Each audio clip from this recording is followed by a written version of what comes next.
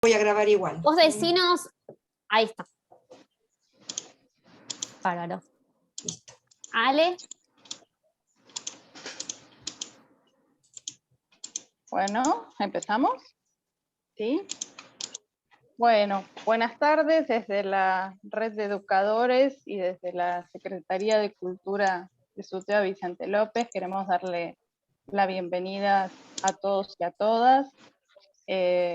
Vamos a estar llevando adelante este conversatorio desde la Red de Educadores Maru Míguez y Ariel Renedo, y desde la Secretaría de Cultura, Educación y Cultura del SUTEBA, que les habla Alejandra Macarone. Nos acompañan hoy además la Secretaria General de SUTEBA Vicente López, Clara Gómez, el secretario gremial Daniel Villalba, la secretaria de Género Noemí Baneas. Es un gusto compartir este espacio con ustedes para darnos un momento para pensar, reflexionar, compartir experiencias también de muchos compañeros que vienen trabajando y haciéndonos aportes muy importantes. Bueno, los dejo con Maru, así arrancamos este encuentro del día de hoy. Seguramente va a ser una tarde muy gratificante para todos y todas. Bueno, buenas tardes a todos, todas, todes.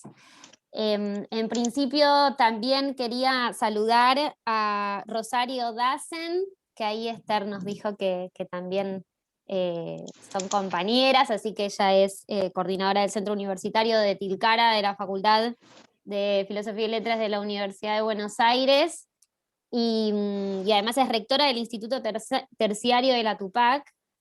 Así que le damos la bienvenida, gracias por estar presente en este encuentro. También, como dijo Ale, a Clara, a todos los y las compañeras de SUTEBA. Y también quiero saludar a Eve, que es la coordinadora distrital de Plan Fines de Vicente López, a Susana, que también es compañera del Instituto 39 y del 52 de formación docente. Bueno, es una tarde para compartir con compañeros y con un mate y con una estufita o un calorento cerca. Pero bueno, la idea de este ciclo de entrevistas que comenzó con el primer encuentro vinculado a la educación popular en tiempos de pandemia, estuvo presente Silvia Vilta y Alicia Villa, y estuvimos conversando sobre temas que tenían que ver justamente con esto, con pensar la educación popular, si es que es posible pensar la educación popular desde la virtualidad y cuál es el rol de los educadores y las educadoras en este contexto tan complejo para todos.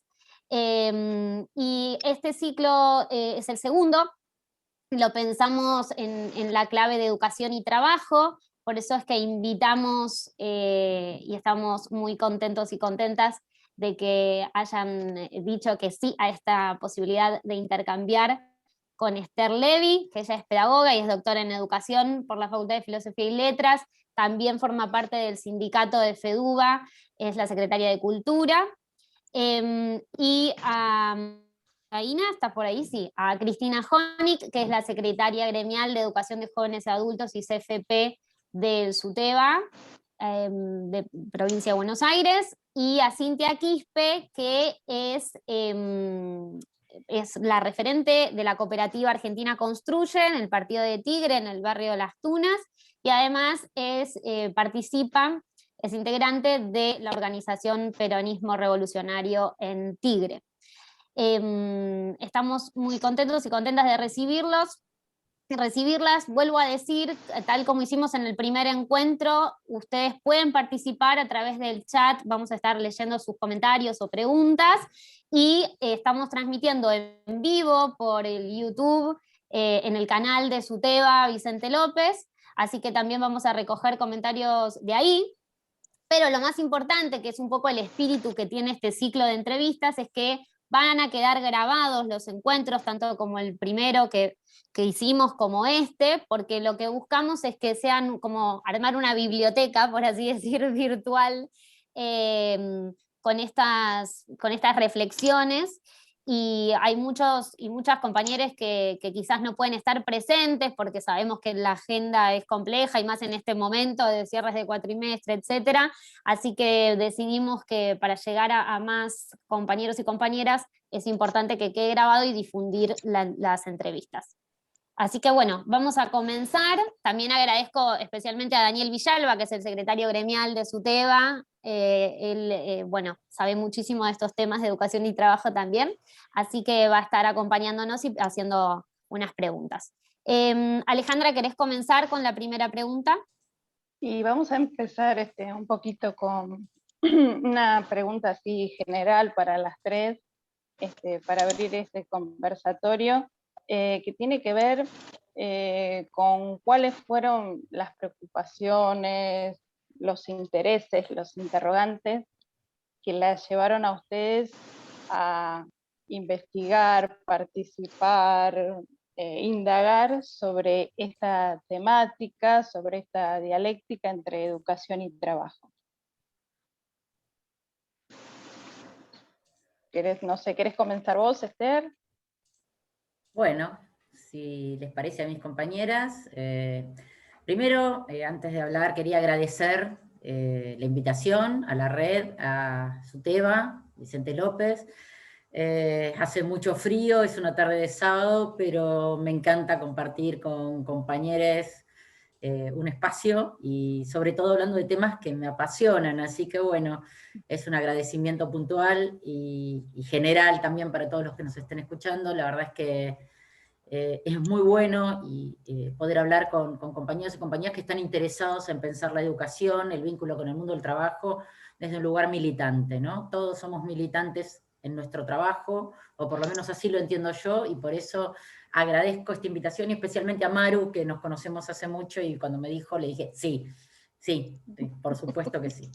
Bueno, en virtud de la pregunta que hace Alejandra, bueno, yo soy maestra de grado. Yo empecé como maestra de grado, hice la licenciatura en educación, y bueno, y seguí, ¿no? Pero a mí el vínculo de educación y trabajo me afecta en términos académicos, en términos docentes y en términos personales, porque yo entiendo que el trabajo dignifica, ¿no? Y que la educación y el trabajo son dos derechos sociales, y como tales tenemos la responsabilidad desde el Estado y desde las organizaciones, cualquiera sea en la que estemos, de lograr que esos derechos se ejerzan, ¿no?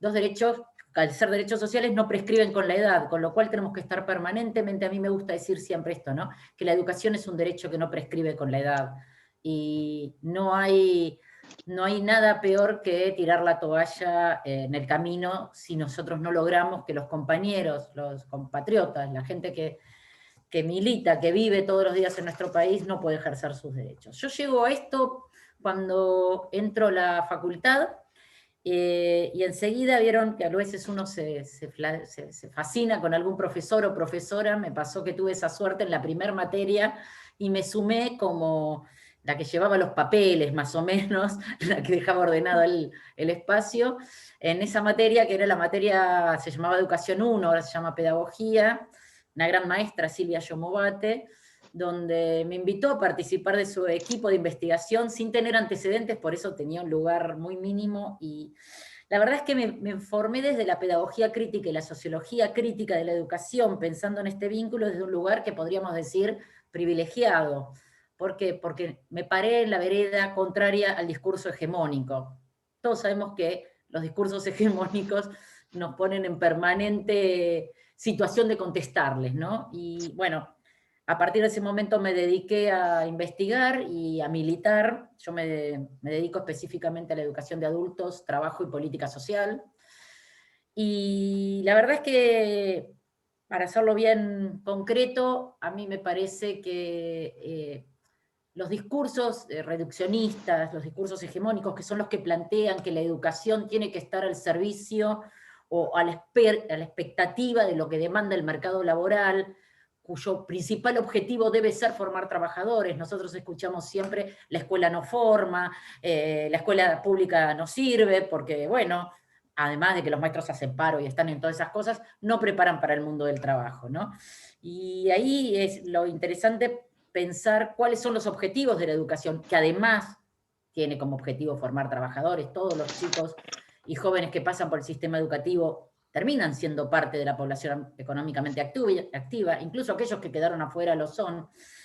Tenemos desde el sistema educativo que formar trabajadores y trabajadoras, pero también tenemos otros objetivos que no los demanda el mercado laboral, ¿no? Enseñar desde el lugar de pensar críticamente, desnaturalizar los discursos, y formar trabajadores, y ahí es la pregunta que siempre uno se hace, es ¿qué estamos diciendo desde el sector educativo y desde el sector laboral cuando decimos trabajadores y trabajo, ¿no? Esa es una pregunta que después, si quieren, la retomamos.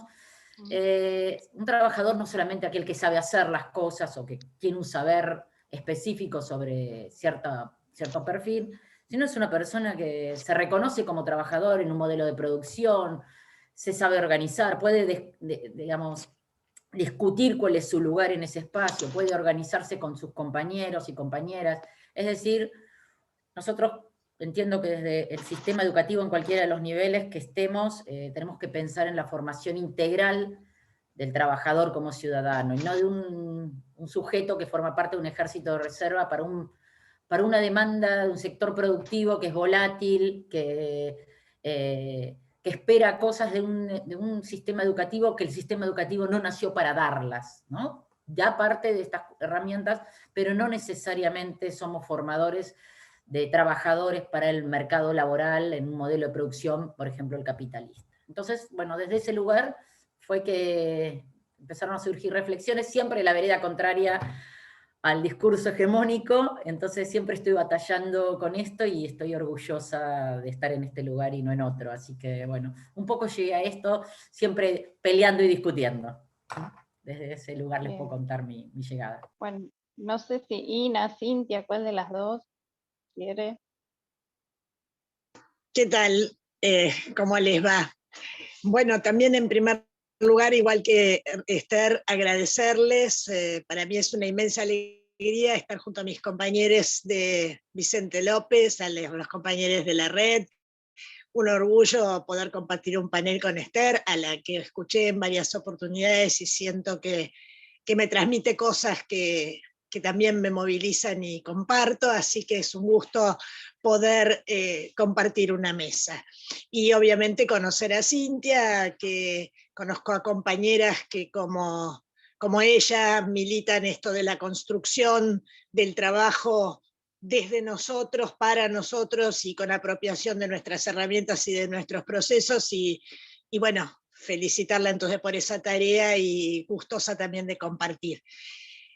¿Qué decir? Cuando preguntan, cuando se hace esta pregunta parece que fuera una respuesta sencilla y cortita, y como yo tengo muchos años, se me hace muy larga contestar esta pregunta, porque me puse a pensar, y la verdad que tengo 50 años encima de estar transitando en esto de la vinculación de la educación con el trabajo. Allá cuando empecé a militar, y en el apogeo, digamos, de esa militancia de los 70, tuve la suerte de que existía la DINEA, esa DINEA de la que nosotros escuchamos nombrar, pero muchas veces no conocemos de qué se trataba.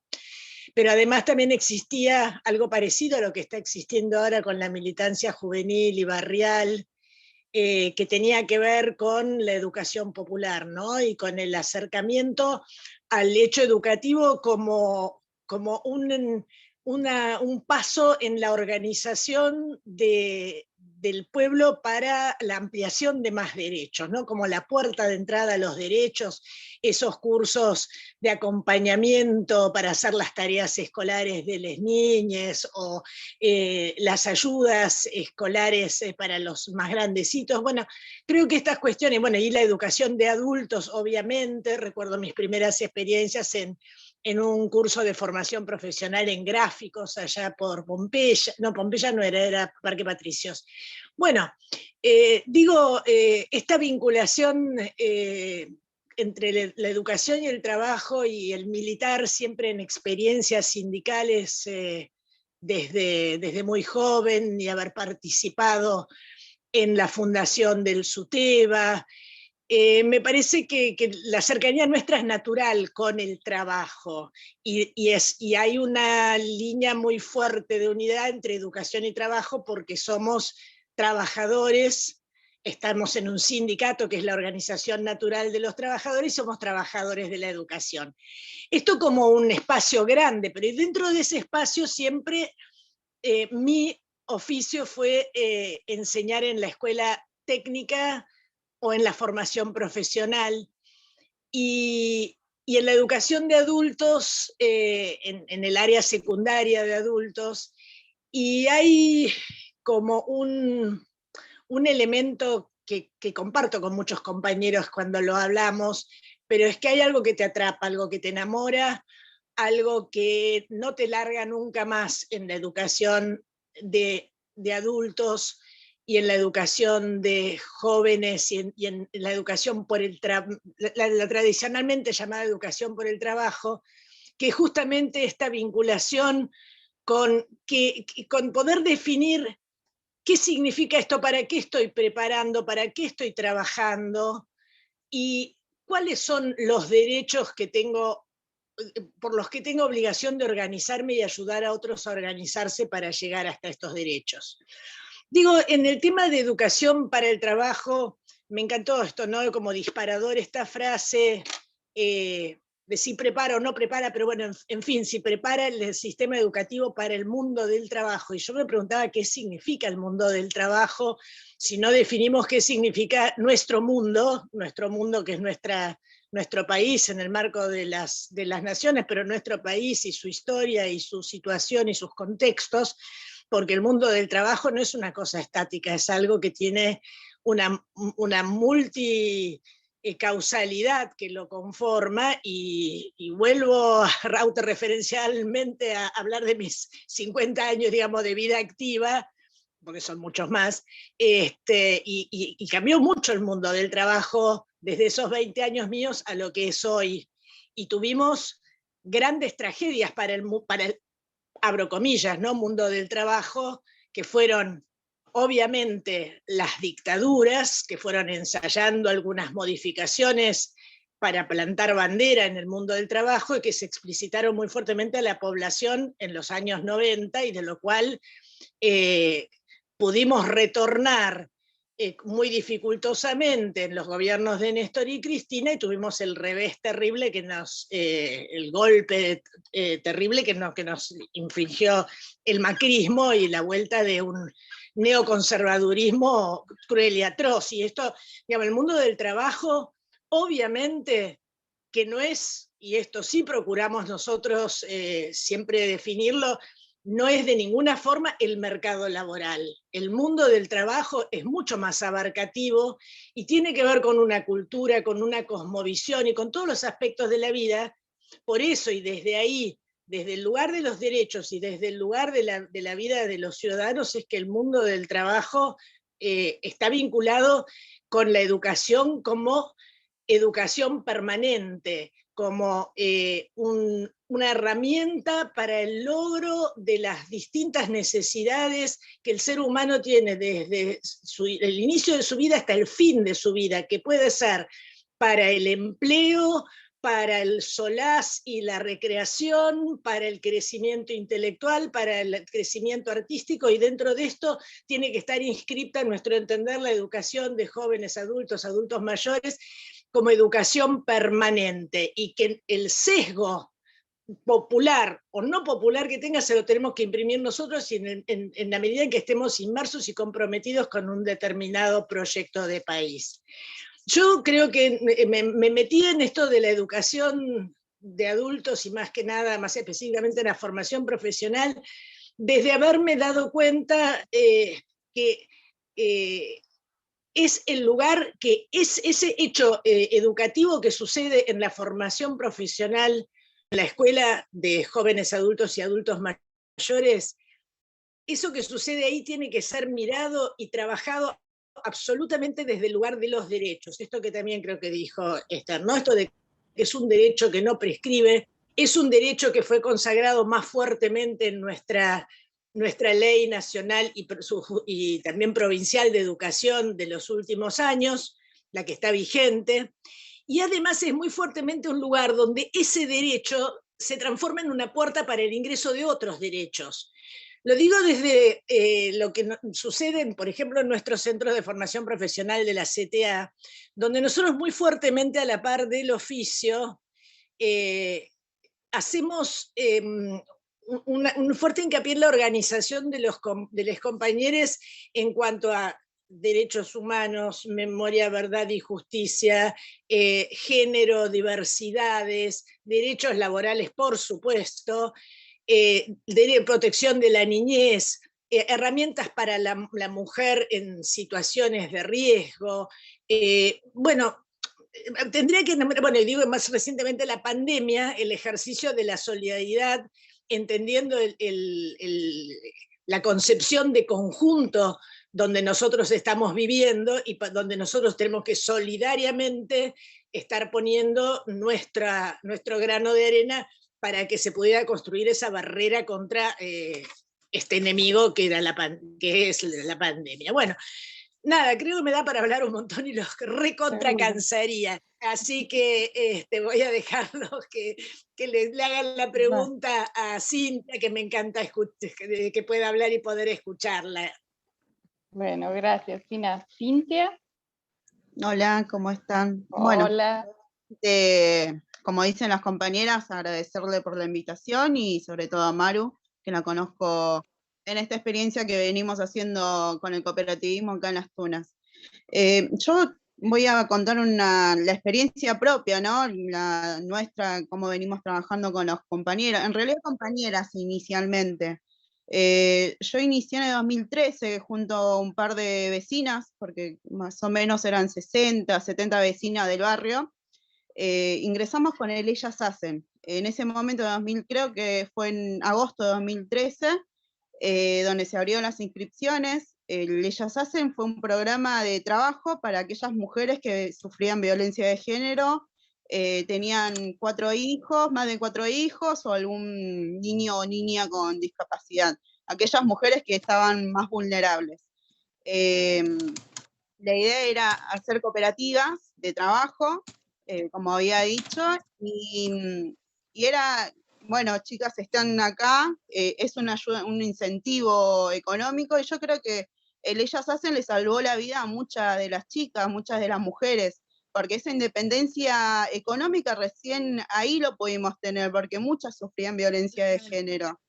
Y sobre todo en esto, ¿no? Que uno de los ejes del programa era la educación. Muchas de esas mujeres pudieron, yo por suerte tuve la oportunidad de terminar el secundario a tiempo, pero yo he visto compañeras mías que se han egresado a los 58 años y al iniciar ellas decían yo no puedo, me olvidé todo, y sabemos cuáles son los problemas que ellas tuvieron, diferente, no solamente ellas, sino como muchos adultos que en ese momento no tuvieron la oportunidad. El Estado tampoco le acompañaba para poder que ellos y ellas terminen el colegio como debería ser, ¿no? Nosotros obviamente que queremos a los niños y niñas jugando, y bueno, muchos tuvieron que salir a laburar antes, bueno, por problemas X no pudieron terminar. Pero también la educación empoderó a nuestras compañeras, y vuelvo a repetir, salvó muchísimas vidas, porque hemos tenido casos que han ido a las reuniones que hacíamos golpeadas, y ahí la asistencia de nosotras, bueno, vos podés, y hoy sabemos que son mujeres que no las pudieron derrotar, y hoy son mujeres que realmente están haciendo un montón de otras cosas. Pero bueno, más o menos nosotros llegamos en la educación. Yo fui referente del FINES, se graduaron más o menos 20 compañeras en la huerta donde hoy estamos, que es la Cooperativa Argentina Construye. En realidad pasamos por un montón de cosas. Al inicio con el Ellas Hacen, yo fui la presidenta, tuve la suerte y mis compañeras me eligieron para que yo sea la presidenta, siendo la más joven igual. Eso que también a veces se dice a la juventud, bueno, honor que mis compañeras me hayan elegido al ser más joven. de ser la presidenta. Hemos pasado por un montón de cosas en el trabajo. El cooperativismo también es difícil porque nos han puesto que tenemos que tener jefe. ¿Y cómo nos organizamos entonces sin jefe? Todos en la cooperativa todos tenemos una voz, tenemos una decisión. Es difícil también trabajar con muchas voces que a veces no te juntás, la vida te llevó o el programa te llevó a organizarte, a juntarse con esas compañeras, compañeros, pero hoy podemos decir que muchas compañeras de Ellas Hacen hemos resistido el vaciamiento que hizo el macrismo con el Hacemos Futuro. No solamente Ellas Hacen, Argentina Trabaja, con el macrismo se trató de desarmar todo lo que veníamos trabajando como cooperativismo, organizados, con ese pensamiento que juntos y juntas podemos. También sacó el tema de la educación. Teníamos un fines en la huerta en el 2000, no me acuerdo, pero fue uno de los últimos años de Vidal y de Macri. Esos compañeros tuvieron que dejar, la mitad de esos compañeros y compañeras dejaron de estudiar porque los cambiaron, les armaron fines, el vaciamiento fue total.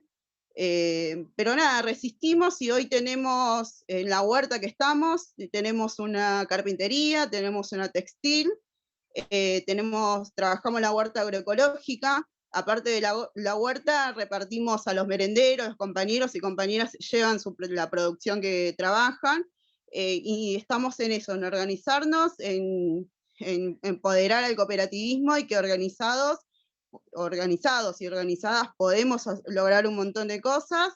Obviamente, como no me acuerdo cuál de las compañeras dijo, el trabajo ordena y dignifica. Bueno, muchas gracias, Cintia.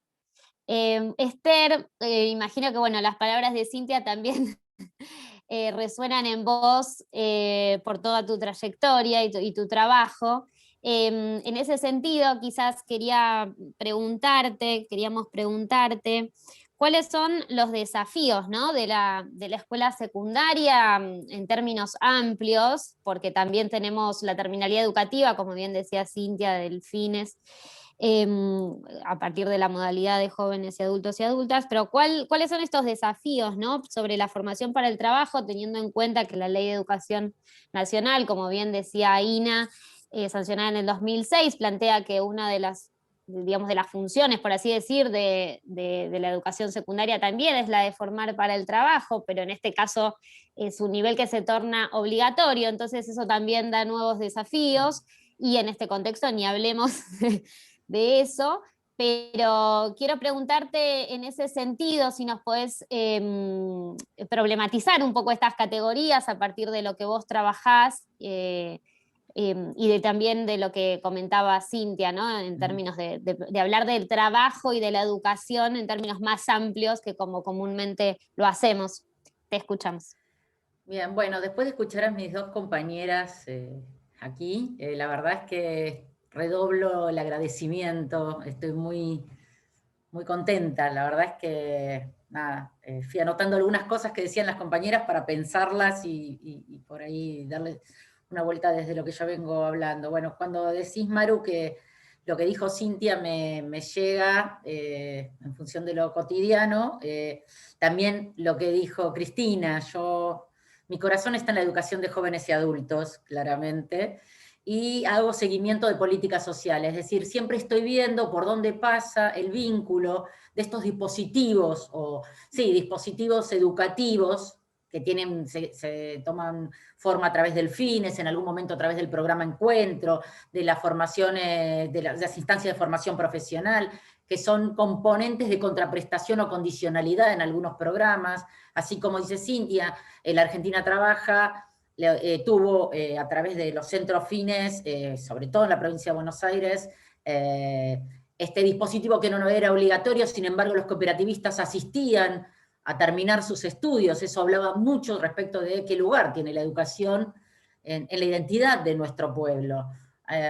O sea, uno no tiene que perder de vista que a pesar de todo lo que nos ha pasado, como decía Cristina, la dictadura, los 90, que en realidad fue la cristalización de un modelo de exclusión, pero veníamos arrastrando de mediados de los 70, ¿no? Con el desmantelamiento del Estado y con la cadena de dictaduras en la región, que además de disciplinar ideológicamente, tenían que implementar un modelo salvaje de capitalismo que iba a implicar no solo bolsones inmensos de pobreza, sino de inculcarnos, y aquí es donde me parece interesante retomar algo que mencionaba Cintia, el tema de cómo el macrismo con el Hacemos Futuro lo que intentó fue descolectivizar, ¿no? El romper los lazos. La idea del individualismo está muy impresa desde la dictadura, y la dictadura no fue ingenua, la dictadura, por supuesto que no fue ingenua, pero la dictadura responde a un modelo meritocrático, individualista y de sálvese quien pueda, que no es ni más ni menos que el modelo económico que impone el neoliberalismo. El neoliberalismo se plasma en lo económico, pero es un modelo político. Las decisiones económicas son siempre políticas, no es un devenir de la historia que, bueno, nos impone pensamiento único, no, es una decisión política. Y entonces, retomando un poco lo que decían las compañeras, nada, es como que me fui emocionando y ahora retomo lo que me preguntó Maru. A ver, a mí me parece que después de la experiencia, para hacer una historia más cercana, ¿no? No irme tan al pasado, después de la experiencia que nos dejó la Ley Federal de Educación, ¿no? Eliminando todo vínculo con el mundo del trabajo, o con el trabajo, o con lo productivo, ¿no? Terminamos con las escuelas técnicas, los centros de formación profesional hicieron lo que pudieron, muchos conveniados con sindicatos, muchos quedaron a la buena de Dios, de su destino. Aparece el polimodal, que deja de tener, no por la cantidad de años de lo que era la escuela secundaria, sino del sentido. Era propedéutico hacia el mundo del trabajo. No formaba para nada, excepto te abría hacías un curso de orientación vocacional y más o menos sabías por dónde ibas a andar. Cómo fue implementada esa reforma, sobre todo en la provincia de Buenos Aires, ¿no? Donde hubo que hacer malabares para que las escuelas, y caían en la responsabilidad de los directivos, ver la orientación, digo, después de esa experiencia tremenda, que se inventaron los trayectos técnicos profesionales, que yo es el día de hoy, que me desvelo preguntándome qué fue ese parche, ¿no? Y hacia dónde iba. El INET perdiendo todo peso, realmente todo peso en lo que hace la educación técnica, y cómo, y esto no es un dato menor, cómo a partir de la ley, la Ley Nacional de Empleo del año 91, el Ministerio de Trabajo instala y amplía todo lo que fue la Dirección de Formación Profesional. Eso no es menor, no es un dato ingenuo para pensar dónde estaba el peso de la formación en un modelo como el que se implementa a partir de la reforma estructural del Estado en los 90. Entonces, y ahí es donde quería partir, porque la Ley Federal de Educación es, digamos, la ley madre, o la ley que nos atacó en lo cotidiano. No nos metamos con la ley de transferencia de los servicios educativos a las jurisdicciones, porque ahí tenemos que abrir otro capítulo, que estaría bueno revisarlo en algún momento, pero no lo tenemos nunca en agenda, dejémoslo así, porque ya bastante tenemos con la pandemia en esta etapa, pero me parece que es un capítulo a revisar, que estamos entendiendo por federalismo, y que estamos, digamos, no ahora, sino en general. Pero bueno, la Ley Federal de Educación mostró un acompasamiento a lo que era el modelo de país, este modelo orientado a los servicios, donde lo que sobran eran los trabajadores. O sea, puede no haber empleo, y acá voy a estas definiciones o estas ideas, pero me parece que puede no haber empleo, pero siempre hay trabajadores y trabajadoras, y eso es lo que nosotros no tenemos que perder de vista. Por eso son decisiones políticas, no son decisiones económicas. Las decisiones económicas van de la mano de estas decisiones políticas. Entonces decía, después del golpe, que fue esta Ley Federal de Educación, y que no avanzó más porque los trabajadores y trabajadoras de la educación se organizaron, salieron a la calle. O sea, yo creo que la Carpa Blanca, independientemente de la cantidad de tiempo, y cómo en algún momento hubo que revisar cómo resistir desde ahí, creo que la Carpa Blanca instalada donde estuvo mostró que el problema educativo no era un problema jurisdiccional.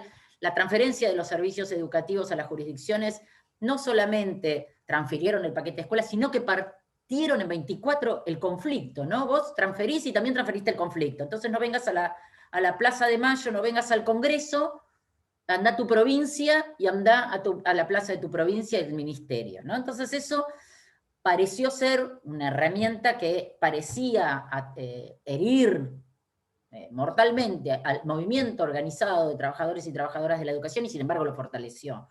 Digo, lo fortaleció porque resistimos.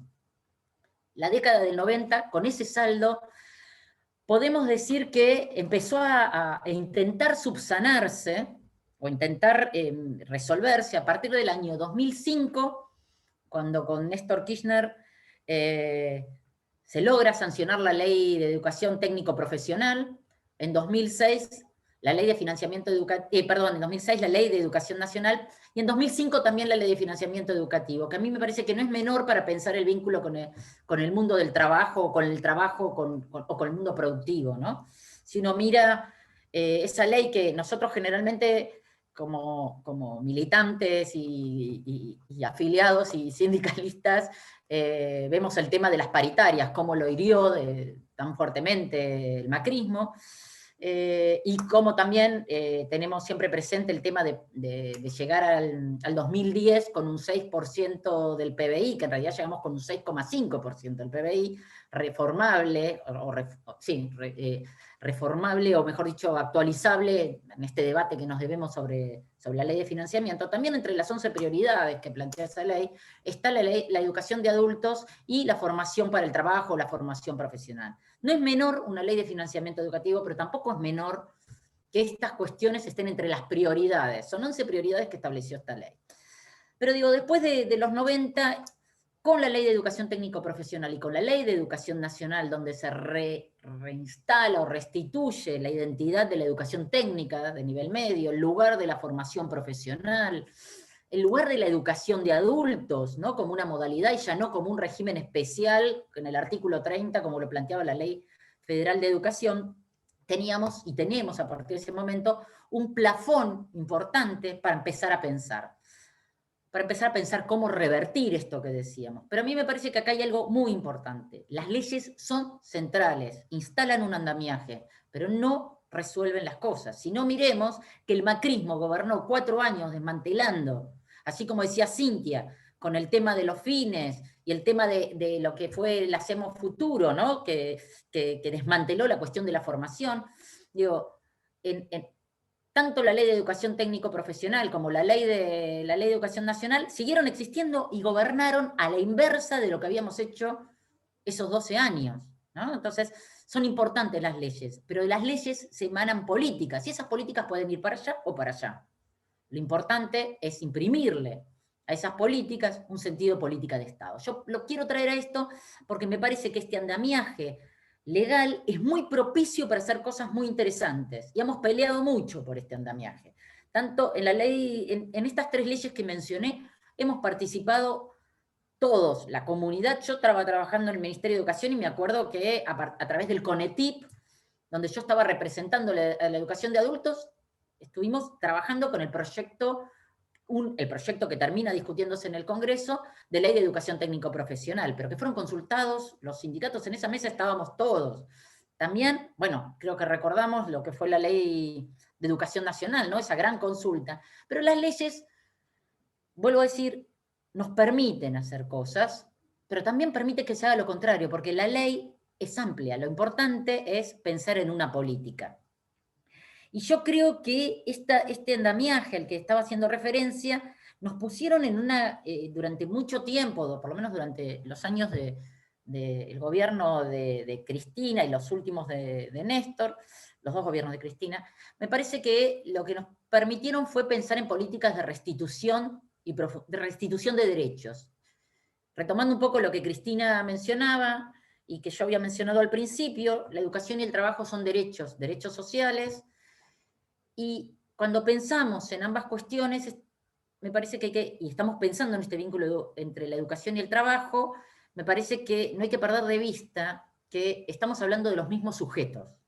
¿no? No son algunos que son trabajadores y tienen derecho al trabajo y los otros tienen derecho a la educación porque son un poco más chicos. No, estamos hablando de educación de adultos, estamos hablando de gente que está fuera de la educación de adultos, pero que va a los centros de formación profesional. Entonces hay que pensar siempre en que el Estado tiene que generar las condiciones para el ejercicio efectivo de esos derechos. No vamos a encontrar un gobierno neoliberal, no escuchamos a Bullrich ni a Finocchiaro diciendo, ni a Macri, bueno, si pudiera mencionar la palabra educación o derecho, por ahí la hubiera dicho, pero no está en su vocabulario, pero no vamos a escuchar a ningún gobierno, por más de derecha que sea, decir no garantizamos el derecho a la educación. Es una retórica, porque tenemos que hacerlo, porque en la Constitución adherimos a pactos internacionales, entonces, y aparte figura que hay que garantizar el derecho a la educación en el trabajo. Lo que no dice es cómo. Entonces el Estado pensando en este sesgo popular, como decía Cristina antes, que tenemos que darlo nosotros y tenemos que pujar para que esto suceda, tenemos que generar las condiciones para el ejercicio efectivo de estos derechos. Es decir, a mí no me sirve que haya una escuela allá lejos si no tiene docentes, si no tiene con qué, y si no tiene calles asfaltadas para que vayan los pibes, si no hay becas. Digo, las becas son un andamiaje que no son necesariamente políticas educativas. Algunas salen del espacio de la educación y otras tienen que ver con otras esferas de la política pública. Dicho esto, me parece que nosotros tenemos un papel central, las organizaciones sociales, las organizaciones políticas, los referentes políticos que nosotros ponemos, tanto en el Congreso como en la Casa Rosada, como en los ministerios de Educación, Ministerio de Trabajo, tenemos responsabilidad en imprimirle, en esto que decía Cristina, un sesgo popular, ¿no? Tenemos la obligación de avanzar en esa dirección, por lo menos eso es lo que yo entiendo y creo.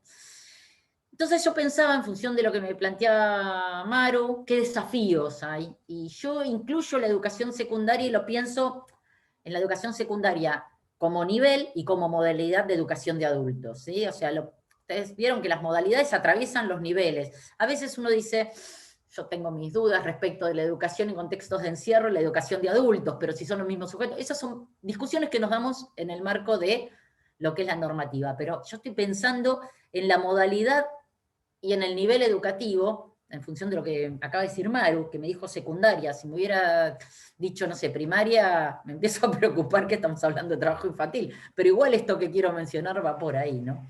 Parece que hay hay varios desafíos, pero me parece que me gustaría plantear algo que yo sé que a Maru le gusta que lo diga, y es que nosotros, el desafío que tenemos, ¿no? Esta articulación, es una relación difícil, contradictoria. Cuando digo contradictoria estoy pensando en lo que dije al principio, estos discursos hegemónicos y contrahegemónicos. Tenemos que formar trabajadores para un modelo de producción que los termina explotando o dejando afuera cuando ya no los necesita, ¿no? Digo, pero me parece que esta relación conflictiva, contradictoria, que responde a lógicas distintas, es necesaria e indispensable, la tenemos que pensar, ¿no? Porque estamos hablando de los mismos sujetos. Yo estoy pensando en que las personas tienen problemas y la política los aborda esos problemas sectorialmente, pero la persona integralmente tiene problemas. Entonces, desde ese lugar estoy pensando, y creo que una de las cosas que hay que pensar es que el vínculo entre la educación y el trabajo es muy difícil, pero nació junto. La educación y el trabajo formaban parte del mismo espacio. Si uno se remonta a la antigüedad, a los talleres medievales, el aprendiz, con el maestro, aprendía lo que necesitaba para trabajar, los saberes del trabajo. Esto que dejamos de hablar, y lo dejo para último momento como uno de los desafíos que estoy pensando, ¿no? En esto. Aprendía lo que necesitaba para trabajar. Los hijos de los nobles se iban a vivir con familias nobles. Yo doy un texto en la primera materia de la carrera de Ciencia de la Educación que se llama La maquinaria escolar, ¿no? Cómo se fue armando esto que conocemos hoy y que es un producto histórico y social, que es la escuela, ¿no? Entonces, ahí, bueno, una de las cosas que vemos es cómo los hijos de los nobles también se iban a vivir con otras familias de nobles para aprender lo que se necesitaba para vivir de los trabajadores, ¿no? Pero esto lo decimos ahora, en ese momento para ser un noble.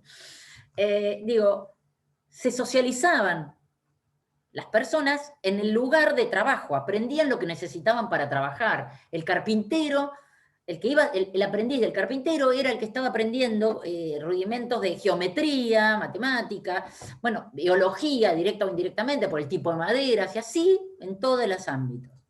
Esto se bifurca cuando llega la escuela de la modernidad. Esta escuela que dice, bueno, acá están los saberes que cuentan en la sociedad, y ¿vieron esto que siempre, ya es viejo, ¿no? Pero esto, la escuela y la vida, ¿no? Acá es donde se aprende, acá es donde te sentás de determinada manera, acá te portás de determinada manera, hay una persona que sabe y no se le discute, y afuera es tu vida. Así que lo de afuera no lo traigamos. Pero yo estoy hablando del momento fundacional, por supuesto, ya corrió mucho agua bajo el puente y nadie lo piensa de esta manera, o si lo piensa es muy minoría, y nada, no tenemos muchas ganas de entrar en detalles, pero bueno, sabemos que siempre hay alguien que piensa eso. Esto se separa en ese momento, y a partir de entonces los debates de cómo volvemos a unificar, ya con la complejidad, pensemos de revolución industrial, avance tecnológico, cómo volvemos a vincularlo, se genera una serie de debates muy interesantes, algunos más vigentes, otros menos vigentes, y me parece que es ahí donde empieza nuestro primer desafío. ¿Qué estamos entendiendo por esta vinculación? Retomo un poquito lo que decía al principio Cristina, ¿no? ¿Qué estamos entendiendo? Y ahí es donde me parece que de la mano de esto aparece un segundo desafío. ¿Qué estamos diciendo cuando decimos trabajo? ¿No? ¿Qué es trabajar? Generalmente uno le pregunta a cualquiera, o en la vida misma, escuchamos y decimos, ¿qué es el trabajo? Y siempre se toma como sinónimo de empleo, ¿no? El trabajo es esto asalariado que hacemos en una relación asimétrica, un patrón y un empleado. Y acá quiero retomar algo interesantísimo que tomé nota, que dijo la compañera Cintia, ¿no? Cuando dijo que ser cooperativista es difícil. Eso súper interesante, porque el trabajo no es solo el empleo es una porción del trabajo. El trabajo es asalariado cuando hacemos algo y recibimos dinero, y no necesariamente la única forma de recibir dinero a cambio de lo que hacemos es el empleo, pero generalmente está asociado, está pensado desde un lugar de sinónimo. ¿Pero por qué? Porque en nuestra historia y en nuestro país, en mediados del siglo pasado, hubo lo que se dio en llamar el casi pleno empleo, ¿no? La mayoría de la gente estaba ocupada y esa ocupación era un empleo. Ahora bien, el cooperativismo es otra forma de trabajo, de organización del trabajo, que no es esta relación asimétrica teniendo un patrón, sino que es una forma mucho más horizontal, y también es trabajo asalariado. Yo siempre pienso en una película que, nada, es muy interesante, es linda en general, más difícil porque da cuenta de lo que fue fines de los 90, principios de los 2000 y post-2001, que se llama Industria Argentina. La fábrica de los trabajadores, algo así. Es muy interesante la película, da cuenta de cómo las empresas que han quebrado, da cuenta de una fábrica que quebró y que los trabajadores la toman en forma de cooperativa. Pero lo interesante de esa película es las discusiones que tienen entre los trabajadores, ¿no? Y ahí retomo lo que dijo Cintia, de lo difícil que es ser cooperativista, ¿no? Es como decir, soy campesino, me fui al campo, anda a trabajar a tierra a las 5 de la mañana. No es fácil, no hay que subestimar. Y en esa película es interesante esas discusiones entre los trabajadores, donde algunos decían, sí, nos asesoramos, un abogado nos dijo, si nosotros sabemos trabajar, nosotros sabemos cuál es nuestro trabajo, el que se fue es el capitalista, bueno, empecemos a hablar con nuestros clientes, a ver si nos fían hasta que ponemos a funcionar. Y algunos trabajadores, algunos empleados de esa fábrica de larga data, diciendo, la verdad yo no puedo, porque yo no sé trabajar sin patrón. ¿Cómo voy a trabajar? ¿Cómo me voy a mandar yo mismo? ¿Cómo me va a mandar un compañero? Eso es muy interesante, porque es cierto, armar una cooperativa y sostenerla no es decir, bueno, hago algo distinto. Hay que tener una cabeza organizativa, alguien que piense cómo funciona y que nos ayude a pensar cómo trabajar sin tener a alguien que te explote o que te dé las órdenes. Entonces me parece que hay que repensar el tema del trabajo. Hay un autor que se llama Gortz, que es un marxista, pero es re interesante, que él dice que el trabajo no es lo que tenemos, sino lo que hacemos. Y ahí incluyo y supongo que Cintia tiene muchísimo más que yo para decir de esto, incluyo todo lo que es la economía del cuidado, el trabajo reproductivo, este trabajo que hacen mayoritariamente las mujeres en el hogar, ¿no? Para que alguien salga a hacer un trabajo productivo, las mujeres en el hogar hacen trabajos del cuidado. Y cuando decimos reproductivo no es tener hijos, ¿no? Son estas cuestiones que tienen que ver con la reproducción de la vida cotidiana, que es un trabajo que implica saberes y que no es remunerado y que está invisibilizado. No me voy a meter en eso porque Cintia lo maneja seguramente muchísimo mejor que yo, pero a mí me parece que una de las cosas más interesantes es todo lo que está haciendo el movimiento de mujeres, las cooperativistas, es visibilizar, de hecho el Ministerio de Economía, desde una dirección, ha hecho el cálculo de cuánto es del PBI el trabajo de lo que le llamamos economía del cuidado, y antes de la pandemia era un 16% del PBI. Ojo, ¿no? Entonces, si no lo visibilizamos y le preguntamos a una señora, ¿usted qué trabaja? No, yo no trabajo, soy ama de casa. A ver, cuando yo me voy a dar clase, necesito a alguien que cuide a mis hijas, y para ellos es un trabajo productivo, ¿no? Un trabajo asalariado la señora que las cuida a mis hijas. ¿Qué es lo que hago yo cuando estoy acá? Digo, me parece que hay que echarle una mirada distinta al trabajo, empezar a pensar que no todo lo remunerado, o sea, que no solo lo remunerado es trabajo, y hay muchas cosas que hacemos y es trabajo, e implican conocimientos, saberes, que no estamos considerando los trabajos porque no se vende la fuerza en el mercado, ¿no? No hay una venta de fuerza de trabajo. Entonces, bueno, son todos los debates que estamos dando desde el movimiento feminista, desde los sindicatos, las sindicalistas, que la luchamos también dentro de nuestros sindicatos, ¿no? Digo, es todo un tema, pero hay que seguir con esa bandera. Y me parece que, bueno, que ahí es donde hay que dar batalla también con un concepto que venimos arrastrando fuertemente en los programas sociales de la década del 90, sobre todo los que surgieron a partir del Ministerio de Trabajo, ¿no? Que son estos programas que están enmarcados en las políticas activas de empleo, que son los programas para trabajadores y trabajadoras desocupados, que dentro de esos programas hay una línea que es de formación profesional, que parte del supuesto de que en realidad la gente no tiene trabajo, no tiene empleo, porque no está formada. Es cierto, el mercado laboral exige credenciales, es uno de los grandes filtros, las credenciales en el mercado laboral. ¿No es cierto? Sabemos que un pibe que sabe hacer un montón de cosas, por ahí no lo toman en supermercado porque no tiene el título secundario, y sí a uno que no sabe, no salió de la casa, pero tiene título secundario, entonces es un filtro. Pero ahí la idea de empleabilidad, en la idea de empleabilidad lo que hace es reflotar las teorías del capital humano que decían que había que invertir en formación, y en función de todo lo que vos te inviertas en tu formación, ya sea tiempo y dinero, se iba a traducir en el ingreso que ibas a tener cuando tuvieras un puesto de trabajo, ¿no? Eso era una falacia, porque era la época del pleno empleo. Era muy fácil saber que ibas a ingresar al mercado laboral de alguna manera, y a más formación había puestos de trabajo.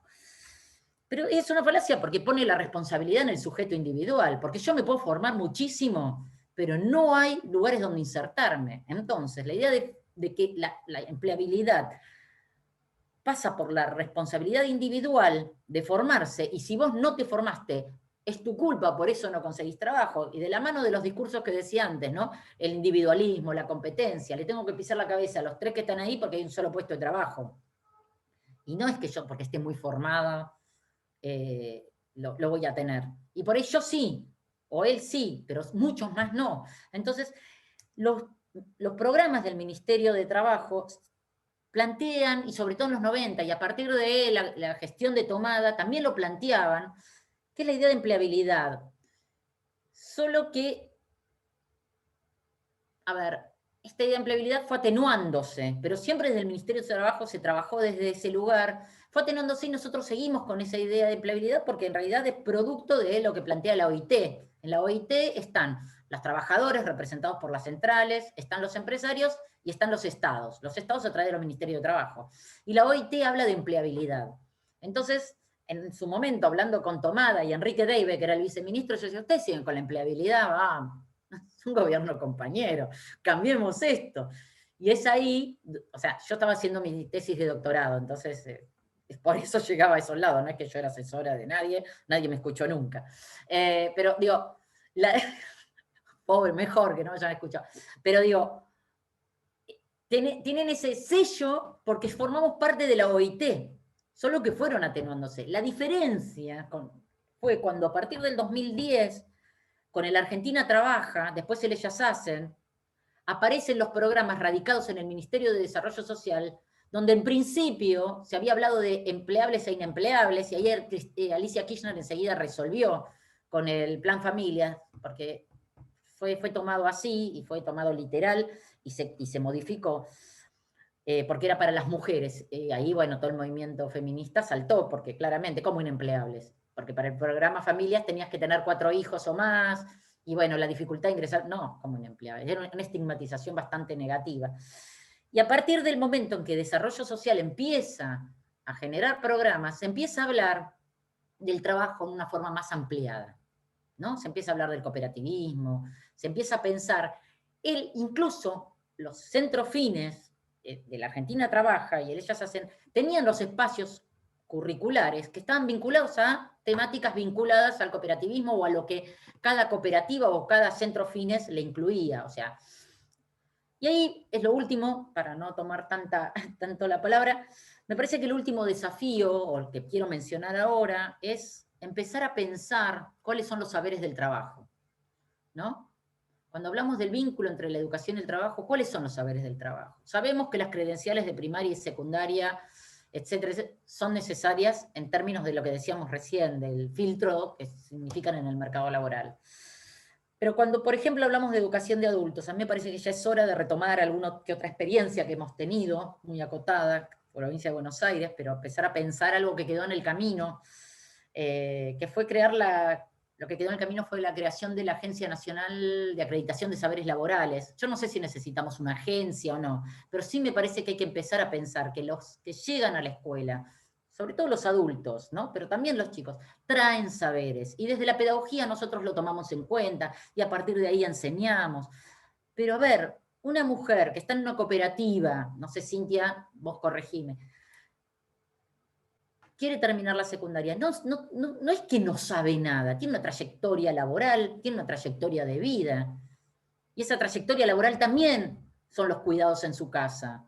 Sabe hacer cosas que le sirven para el trabajo. Estoy pensando, digo, sirven no en términos utilitarios, sino en términos de pensarse una trabajadora, y a ver, no todo el mundo puede cuidar qué sé yo, un pariente que está en su casa, que está enfermo, o lo que fuera. Hay gente que se forma para eso. Bueno, hay muchas mujeres que tienen esos saberes asistemáticos. Doy el ejemplo de las mujeres para retomar un poco lo que decía Cintia, pero estoy pensando en general, hay que empezar a pensar en los saberes laborales, los saberes de la vida. Y acá quiero, y con esto cierro, cuando el mercado laboral o los empresarios le exigen al Estado, formame cierto perfil de trabajadores, el Estado no forma a medida. El Estado, a través de las instituciones educativas, tiene que pensar en esta formación integral del trabajador como ciudadano, darle herramientas, pero la formación específica y a medida tiene que invertir la empresa. Porque es el sector privado el que hace usufructo de esa formación de sus trabajadores.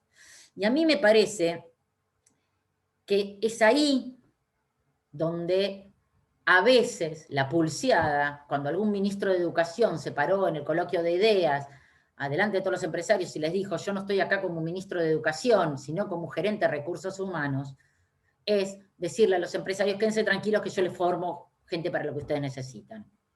Nosotros como trabajadores y trabajadoras, docentes, militantes y formando parte del Estado, tenemos que tener muy claro que el Estado no está al servicio del mercado. El único que puede restituir derechos, generar justicia social es el Estado. El mercado no se lo podemos pedir, porque no es de su naturaleza. Yo no le puedo pedir a un empresario resolver el tema de la injusticia social en tal ámbito. Sí se lo tengo que exigir al Estado. Entonces, a mí me parece que cuando se plantea la dicotomía Estado-mercado, hay que tener muy en cuenta que es el Estado Es el Estado al que le podemos pedir esto. El mercado tiene otra cosa, tiene otras necesidades, y no está mal. Son ellos los que tienen sus necesidades. Nosotros tenemos que fortalecer al Estado para que genere políticas de inclusión educativa, en este caso estoy pensando educativa, pero no de inclusión educativa en términos de todos en la escuela. Ese es un primer paso. La inclusión no sirve sin democratización de acceso al conocimiento. Por eso, desarmar el conectar igualdad, desarmar un montón de políticas que permitían a los chicos no solamente estar adentro de la escuela, sino poder acceder al conocimiento, fue un acto inmoral y de injusticia, que hoy lo estamos pagando. Desde que empezó la pandemia lo empezamos a ver más claramente, pero lo hubiéramos estado pagando igual con o sin pandemia. Entonces, un poco mi mirada, y volviendo a mi presentación, yo siempre estuve de la vereda de impugnar y de discutir los discursos hegemónicos, porque a mí me parece que son injustos. Ponen en los sujetos individuales lo que es algo de la responsabilidad de la macroeconomía, que es tener o no tener posibilidad de ingresar al mercado laboral o al sector productivo, como le querramos llamar. Entonces, bueno, un poco me parece que estos son algunos de los desafíos que yo encuentro y que me parece que hay que revisar fuertemente, darnos la oportunidad de revisar la escuela secundaria, tanto a nivel secundario y como modalidad de educación de jóvenes y adultos. Nada más. Gracias. Dani. Sí, gracias. Bueno, buenas tardes a todas y a todos. Quería específicamente para Ina Honig, retomando un poco esta diferenciación que vos marcabas sobre mundo del trabajo, sobre mercado laboral, que un poco esto que indicaba Esther, sobre que se puede desprender de los conceptos de empleo y trabajo, como aspectos también para diferenciar, y sobre todo que estamos viendo esto de la formación profesional, donde se abren muchas experiencias, ¿no? La formación profesional tiene diferentes aspectos, sobre todo de acuerdo a los actores incluso laborales, de cómo la toman, ¿sí? Incluso pensándola como un mero oficio. Vos ahí retomabas esto de pensar una formación profesional desde la integralidad. Me gustaría, bueno, en función de esto de los desafíos, ¿no? que se plantea hoy este conversatorio entre educación y trabajo, y pensar un poco la formación profesional, como decía, desde la heterogeneidad y de las diferentes experiencias que se van desarrollando, si podías vos profundizar un poco en esos desafíos, ¿sí? De la formación profesional en este escenario, pero también viendo que somos de un sindicato, de SUTEBA, bueno, la compañera Esther, que es de FEDUA, también pertenece a la CTA de los trabajadores, y nosotros tenemos centros de formación profesional en diferentes regiones. ¿Cómo podrías vos señalarnos estas experiencias de nuestros CFP, que está en manos de organizaciones sindicales, de trabajadores, con todo lo que se viene desarrollando acá?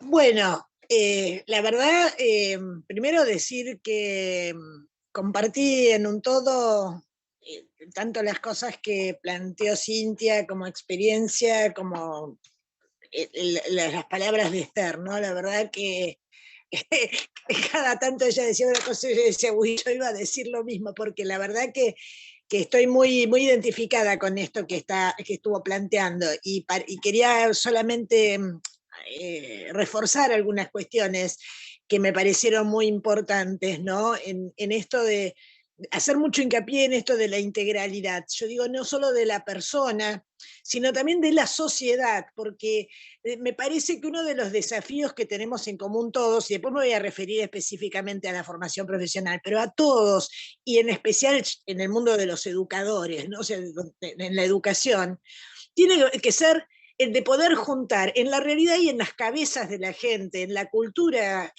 nuestra, todas esas partes que el sistema capitalista feroz cada vez más se encargó de separar, todo aquello que está tan disociado en las cabezas nuestras. Yo creo que un desafío de los más importantes que tenemos como educadores es volver a juntar todo esto, volver a vernos como un todo, volver a vernos la persona como un todo, la persona donde no está disociada el hijo, el padre, la madre, el amigo, el amante, el trabajador, el artista, el bajito, el alto, la mujer, el hombre, la trans, lo que sea, que todo eso está junto en la persona y que todo eso está junto dentro de nuestra sociedad y que esto lo tenemos que volver a juntar.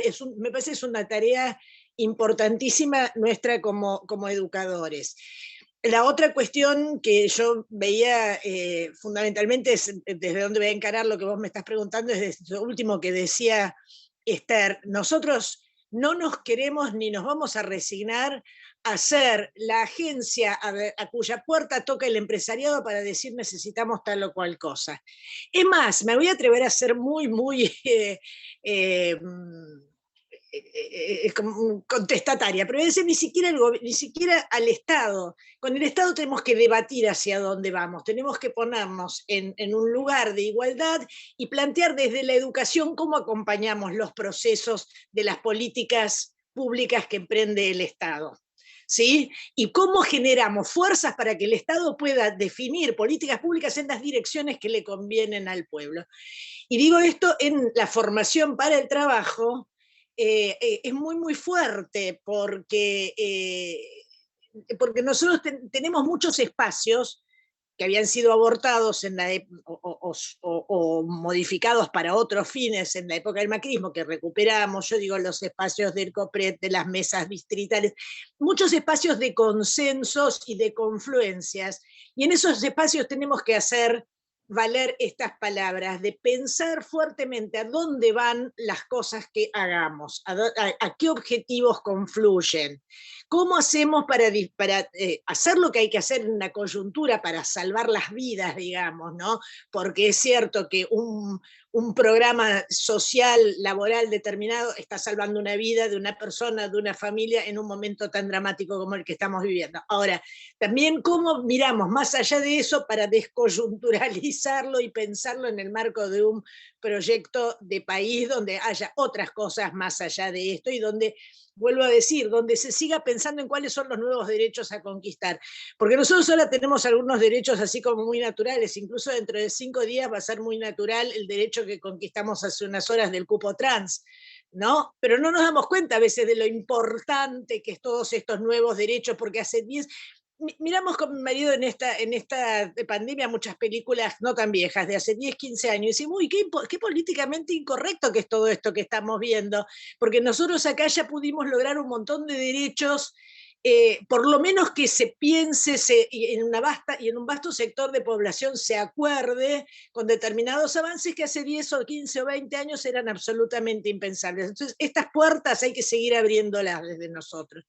Yo creo que el principal desafío es consolidar una cosa que nosotros decíamos en los momentos fundacionales de nuestros centros de formación profesional, que para los que no lo sepan, vamos a contar que en el año 2007, con el gobierno de Adriana Puigros en educación de la provincia de Buenos Aires y Hugo Yasky en la conducción de la CTA de la provincia de Buenos Aires, firmamos un convenio por el cual la CTA se hacía cargo de 13 centros de formación profesional que nos fueron creados desde la Dirección General de Cultura y Educación y donde... ¿Qué decíamos nosotros? ¿Por qué queríamos tener esta herramienta? Lo discutimos mucho antes de lograr este convenio. Nosotros creemos que los trabajadores tenemos que conocer la materia con la que trabajamos, ser propietarios de nuestras herramientas y a la vez ser dueños del proceso de trabajo. Esto que decía Esther también, ¿no? O sea, de la relación asimétrica, que va a seguir existiendo donde vayas a un trabajo asalariado, pero que el capitalismo redujo a proporciones absolutamente inhumanas de enajenación con respecto al producto o al proceso de trabajo.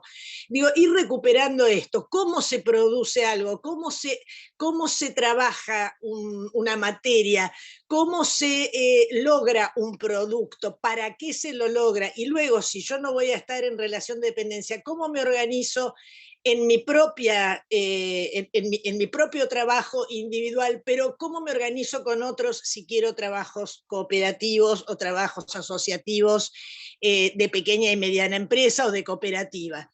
Digo esto también, digo en manos de los trabajadores y recuperando también algo que dijo Esther cuando habló de esta cuestión de que los trabajadores somos todos y no nos definimos porque estemos trabajando. Con esta concepción es que también nace la CTA y se conforma la CTA, porque en la CTA entran algunos sindicatos muy importantes, pero además entra fundamentalmente el barrio. Como decía en su momento Víctor de Llenaro, en esos momentos de creación, decía, de la fuerte desocupación producida por los 90, decía, la fábrica está en el barrio. Y es así, porque los compañeros desocupados encontraron formas de subsistencia, formas organizativas de subsistencia, que nos enseñaron muchas cosas y de las cuales fuimos aprendiendo y que fueron además cambiando el sistema productivo del país, que nunca va a volver a ser el mismo, porque va a dar cuenta de la incorporación de todos estos elementos.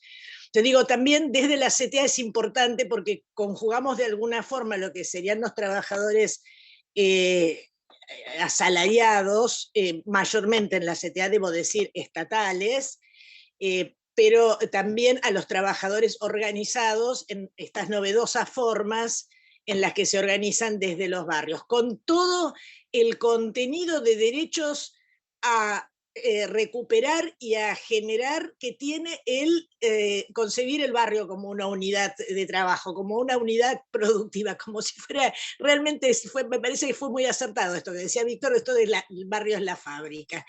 Entonces me parece que el desafío es dar cuenta de esto, ¿no? O sea, poder estar trabajando con mucha fortaleza en generar las instancias educativas que permitan a los trabajadores, habiendo hecho todas estas aclaraciones de quienes consideramos que son los trabajadores, permitan apropiar a los trabajadores de los procesos de trabajo con todo lo que eso implica para dar una integralidad. Yo creo que tenemos también un desafío por delante.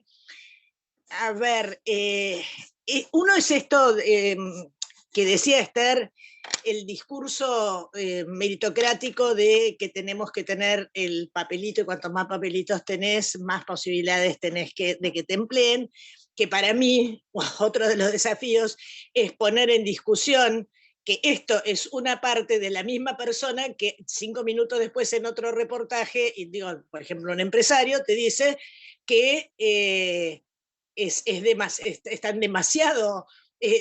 son demasiadas las exigencias para una empresa y por eso no se radica aquí. Entre esas está el salario, quiere decir, formate, y yo te empleo, pero no te voy a pagar un peso por lo que vos te formaste, porque para mí tiene que ser barato trabajar, si no yo acá no invierto, ¿no? Este discurso, por ejemplo. También la otra cuestión que veíamos es en la caracterización del trabajo, ¿cuál es el trabajo válido? ¿El que te trae más plata? ¿El que en realidad te insume más sudor, más esfuerzo físico, o más horas frente a la computadora, hoy que somos tan modernos, y entonces, bueno, todo lo intelectual, pero puesto en lo que es lo tecnológico, más que en lo que es el esfuerzo de la persona? ¿O hay otras cosas que también son trabajo? Yo a veces me pregunto, los chicos que están en el semáforo haciendo malabarismos, ¿no trabajan? Pero además, ¿no trabaja el que toca el contrabajo en la orquesta del teatro? No sé, creo que tenemos un desafío también de incorporar toda una batalla que están dando en este momento las asociaciones que tienen que ver con la cultura y el arte, para incorporar que todo esto es trabajo también. Y después con el tema de la educación y el trabajo, yo muchas veces discutía cuando se creó la nueva estructura educativa que separa a la antigua, que era por niveles, la separa, además de niveles, en una modalidad aparte de educación y trabajo, como si el trabajo sucediera solamente en la educación técnica y la formación profesional y la técnica superior, y solamente estas formaran para el trabajo. Y yo creo que hay que pensar en que la educación y el trabajo están firmemente unidos desde el jardín de infantes. ¿Por qué? Yo siempre me acuerdo de un compañero muy sencillo que me decía, ¿por qué me hablas de educación y trabajo como una cosa aparte? Dice, sí, todo trabajo educa y en todas las escuelas hay trabajo. Y es cierto, en todas las escuelas hay trabajo. En el jardín está el trabajo del aseño, y el trabajo que el niño aporta en el proceso de enseñanza-aprendizaje, pero todo eso además son los escalones que va cumpliendo hasta que llegue a la universidad, y todo eso tiene que ver con ese trabajo entendido de forma integral, no solamente con el empleo. Entonces me parece que si empezamos a enfocar esta integralidad de la persona, de la sociedad, del sistema educativo, tenemos muchas posibilidades ahora, más que en otros momentos, de tejer estas redes. Nosotros, por ejemplo, en nuestros centros estamos trabajando mucha la confluencia de los distintos ministerios que tienen que ver con el trabajo, de los cuales descubrimos que casi todos tienen algo que ver con el trabajo y con la educación y con la formación, porque siempre hay una pata o un componente de la formación y de la educación en cualquier iniciativa. La salud, los derechos de la mujer y de las diversidades, los derechos humanos. Digo, siempre la educación está presente en todos esos momentos. Y nosotros, y desde todos esos organismos también se están emprendiendo acciones que tienen un componente educativo. Entonces, que tampoco esto ande bollando por el mundo suelto, sino unirlo, juntar las cabezas que lo pensaron, los brazos que lo están ejecutando, y pensar en esos destinatarios con los que vamos a trabajar. Me parece que hay unos desafíos muy, muy lindos. Hay mucha... La otra cuestión es dejar que la juventud protagonice, que no sea solamente un discurso. Y desde ahí estoy como muy ansiosa que llegue el miércoles 30, que vamos a escuchar un informe que se preparó desde la CTA con el IDESBA, con el Instituto de Investigaciones de la CTA, que se llama Jóvenes y Trabajo en la Provincia de Buenos Aires, donde justamente se ha investigado sobre esta situación, cuál es la relación y cuáles son los números, las relaciones, la situación. Va a estar nuestro compañero Roby Baradel, va a estar la ministra de Trabajo, va a estar Silvia Almazán, compañeros de la juventud, obviamente, que son los que la organizan. Y bueno, creo que tenemos que prestar mucha atención al rumbo para dónde caminan estos jóvenes y plegarnos nosotros para ayudar a caminar hacia un mundo más justo, ¿no? Más vivible, más lindo, en definitiva. Gracias, Ina. Muchas gracias. Bueno, y por último, Cintia, queremos escucharla. Cintia, vos al principio decías, ¿no?, que las cooperativas de Ellas Hacen y estos espacios de fines salvaron muchas vidas de compañeras del barrio, del territorio. Y queríamos preguntarte cuáles son los desafíos para vos en términos de este vínculo, ¿no?, de formación, educación y trabajo, en este caso el trabajo en la cooperativa, que bueno, yo tuve la suerte de conocerlas y seguir ahí insistiendo, mandándoles mensajes. Pero porque la verdad que, bueno, la experiencia que hicieron en la huerta comunitaria me parece sumamente importante, no solamente para ustedes como grupo, sino también para el barrio. Así que quería preguntarte un poco eso, ¿no? ¿Cuál es para vos este desafío que tiene la formación en clave cooperativa? Y también como sostén, ¿no?, de estos vínculos que supieron construir. Bueno, ahí las dos compañeras, Esther y Cristina, mencionaban esto de tener una credencial o para acceder a un trabajo. Me suena mucho eso lo que hicieron en el macrismo con el Hacemos Futuro, porque te decían, tenías que hacer cursos, primero que no te daban las herramientas, no te daban cursos, no abrían cursos, entonces estaban todos los compañeros sueltos por todos lados, porque se había disuelto las cooperativas, buscando un curso. No te exigían algo que aparte que no te daban la herramienta para lograr hacer. pero me suena mucho eso de lo del puntaje, porque tenías que juntar tantas horas para seguir cobrando el programa. Que es un poco de, que también le mencionaban las compañeras, hay muchos derechos que el peronismo ha dado, el tema es que tenemos que enseñar al pueblo que tenemos que luchar por esos derechos porque viene un gobierno de derecha y los baja de un dedo, ya lo baja, de un segundo ya no podemos gozar de esos derechos. Entonces tenemos que educar a nuestro pueblo. Me acuerdo que como rebeldes que somos con el Ellas Hacen, había una discusión, ¿no? De que nosotros como organización queríamos politizar a esas compañeras, explicarle cómo surgieron esos derechos, cómo surgen este derecho de salvar a las mujeres de la violencia de género, poder darle una independencia económica, y queríamos politizar. Me acuerdo que habíamos dado la discusión de que queríamos pasar Milagro en Jujuy. Claramente esto de una mujer como Milagros, construyendo una herramienta enorme y con todo lo que tenía en contra. El trabajo cooperativo que se hizo en Jujuy fue enorme y nos parecía que las compañeras lo tenían que conocer y saber, porque no lo conocían. Nada, nos llamaron la atención un poco por ese documental que habíamos pasado. Como rebelde que somos, por eso le decía, pasamos otra película mucho más política, porque creemos que ese es el camino, que hay que enseñarles al pueblo, nuevamente digo, de que hay que cuidar estos derechos porque no sabemos quiénes vienen, y tenemos que construir una fuerza organizada para que no tengamos más un Macri, porque con el Hacemos Futuro hizo desastres. Buscaban los compañeros hacer cursos y no los tenían, y entonces empezamos a juntarnos. Hubo un grupo, obviamente que fue en todo el país, seguramente hay muchísimos grupos que también que se organizaron y no quisieron romper con el cooperativismo. Nosotros nos fuimos juntando compañeros creyendo que no teníamos que estar por lo individual, porque el Hacemos Futuro te lleva a lo individual que te salve solo. Entonces en esto de juntarnos y organizarnos, logramos nosotros dar cursos junto a otras organizaciones, acercarle esta herramienta a los compañeros cooperativistas que se puedan capacitar, y obviamente con una estrategia de nosotros trabajamos huerta. Poner en discusión por qué el precio de una lechuga o un tomate tiene ese precio, y cuál es la cadena de valor y qué es lo que comemos. Y no solamente eso, sino que hicimos un montón de otros cursos, que esa era la mirada política. Por ahí discusión, lo que nos dicen que está así, que es así y que no se puede modificar.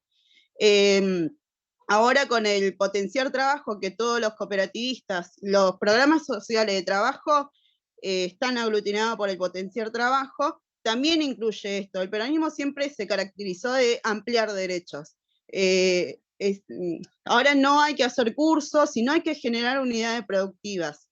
Cada conocimiento, cada compañero, cada compañera, el conocimiento que tiene suma un montón, porque es lo que decían anteriormente, cada uno y una tiene un saber anterior, tiene una vivencia. ¿Cómo ese saber? No sé, hay uno que sabe carpintería, bueno, hay otro que no sabe carpintería, y cómo se va, es un círculo, cómo la educación se va complementando y se va pasando por compañero y compañera.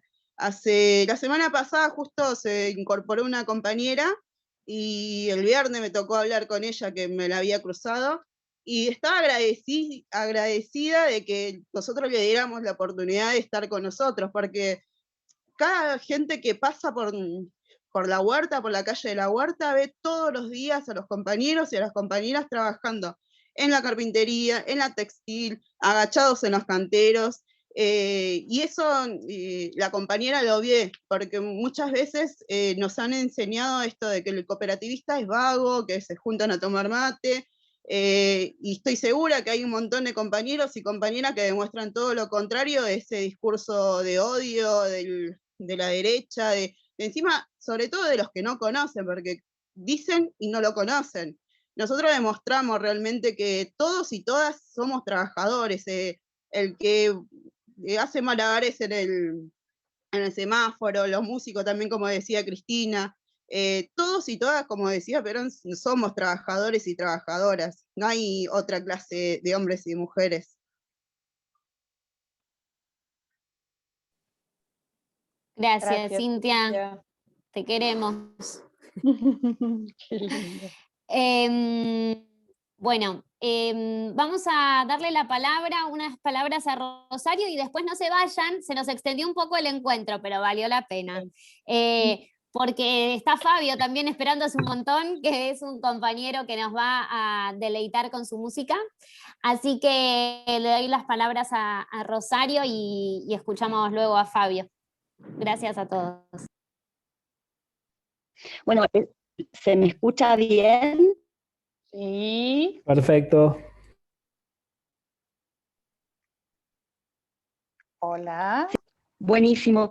Bueno, Vale. les agradezco mucho y bueno, un poco voy a reforzar, me parece, lo que dijeron todas, Esther, Cristina, bueno, Cintia, una genia. Yo vivo en Jujuy. Está muy complicado vivir en Jujuy, digamos, y me parece que me gustaría señalar algunas cuestiones, un núcleo duro de cuestiones que hablaron todos los que expusieron hasta ahora, que me parece muy importante poder resaltarlos por ahí, yo que hablo de poder resaltar un núcleo duro en esto que estamos viendo de lo importante a tener en cuenta en estos nuevos desafíos, en este nuevo escenario que se plantea no solo políticamente y socialmente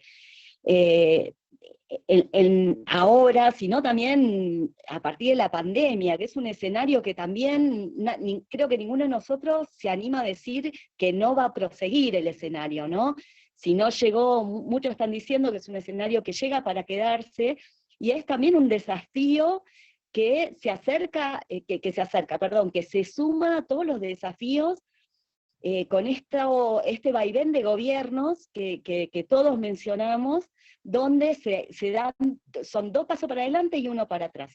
En esto es fundamental fortalecer las organizaciones que van más allá del Estado, como los sindicatos, las unidades básicas, los centros culturales, los centros vecinales, los salones comunitarios de los pueblos indígenas, de los pueblos campesinos, todas estas formas que tienen que fortalecerse porque van a ser el sostén de lo que necesitamos o lo que necesita un proceso real de educación y de trabajo.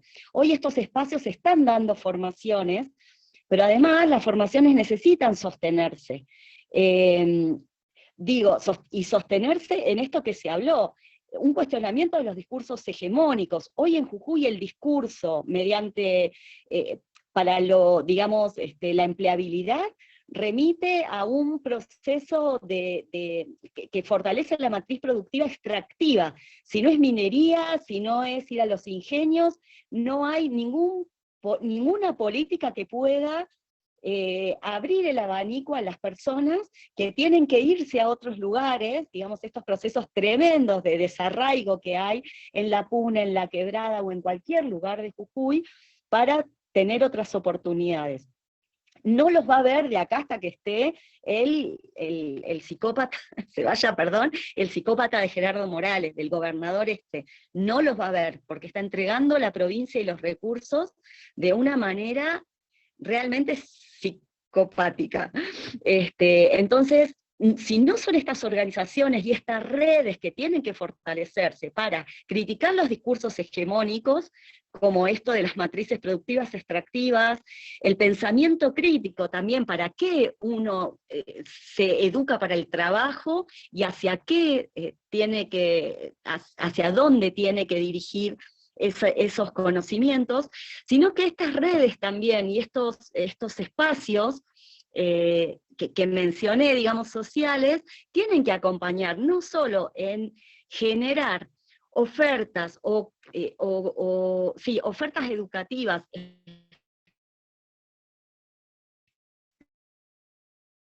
específicas, saberes acumulados, las problemáticas y los deseos profundos, sobre todo de estas poblaciones vulnerabilizadas todo el tiempo, como son las comunidades indígenas, las mujeres, las poblaciones trans, digamos que les cuesta tanto, o los jóvenes, les jóvenes desocupados, son estos espacios que hay que volver como en los 90, porque la resistencia y salir de los 90 tuvo que ver con las organizaciones en los barrios, con los piquetes, de los cuales gran parte de las mujeres que hoy están presas políticas fueron esas mujeres de los piquetes, ¿sí? Mujeres de 40, 50 años hoy, que fueron las mujeres de esos piquetes que nos salieron.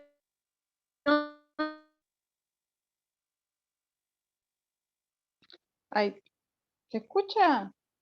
Y Hola. organizaciones. Entonces el fortalecimiento con los...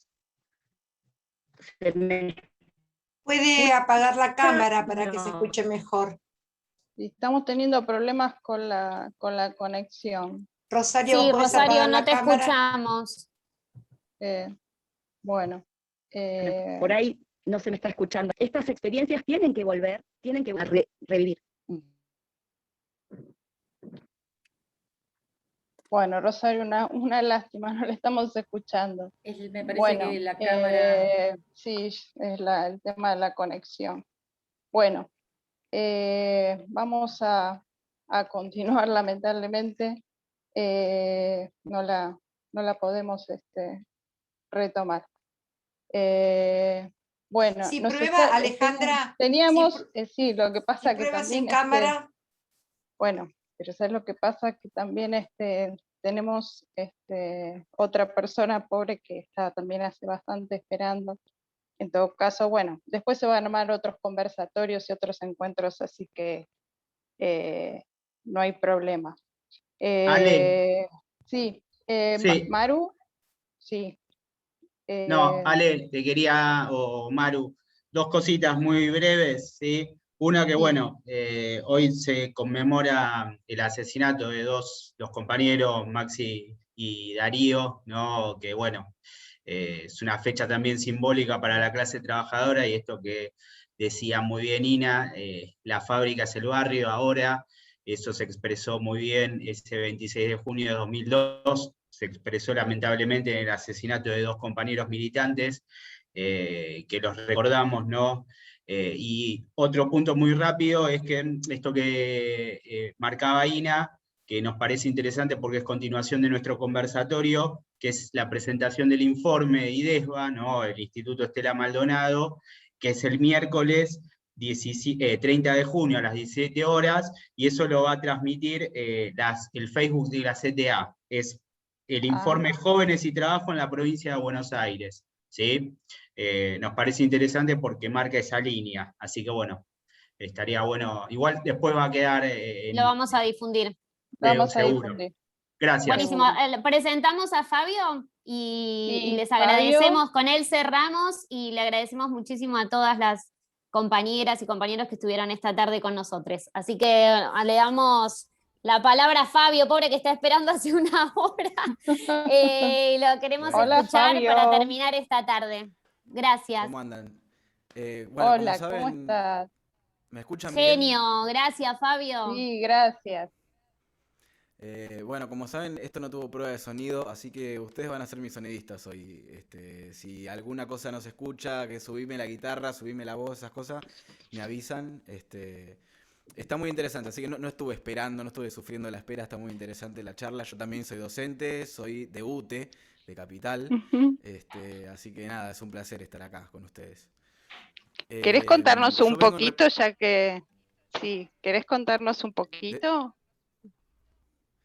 del grupo Mirá, que formás parte, chiquito aunque sea, cómo sí, surgió, que me pareció sí. interesante? Sí, yo vengo en representación de un grupo de música que se llama Mano a Mano, que nace originalmente de una asociación civil, de un taller de música de una asociación civil que en la época de la crisis del 2001, por ahí, daba talleres de arte y de apoyo escolar a un montón de pibes del barrio, y un poco de ahí nace el grupo. Y bueno, somos hijos de la generación que se sumó a la política gracias al kirchnerismo. Y no tenemos ningún empacho en decirlo, y tampoco ningún empacho en cantarlo. Así que más o menos va por ahí nuestra propuesta, y también nos hemos encontrado con que de alguna manera tiene algo que ver con un poco lo que venían conversando acá, de vernos un poco más entre todos, entre nosotros, entre nosotras, y tomar conciencia de que por ahí los discursos hegemónicos en general no están apuntados al crecimiento material ni espiritual de nuestro pueblo. Y desde el plano de la música, que es el que a nosotros nos toca, ese mismo discurso hegemónico también se ha encargado de escamotearnos una parte de nuestro acervo cultural y de nuestro legado cultural. Así que esa es más o menos nuestra búsqueda. Si quieren, ahora voy a cantar un par de canciones, y después nos pueden seguir en las redes, Banda Mano a Mano en Google o en Instagram, YouTube, esas cosas. Se escucha muy bajito, me dicen, me voy a subir un poquito más.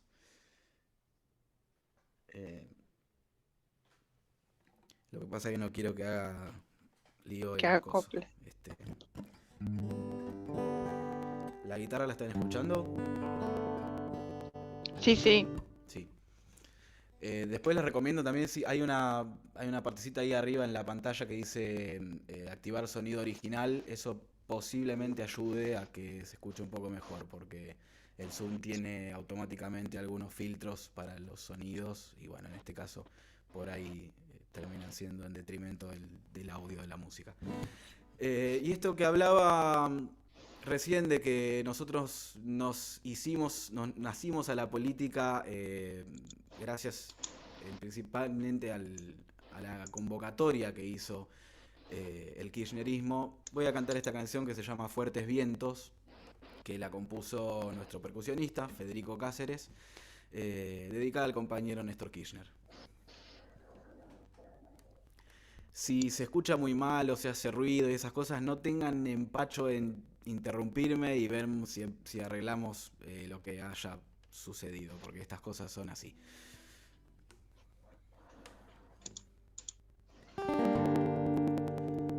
La desidia del sin sueños,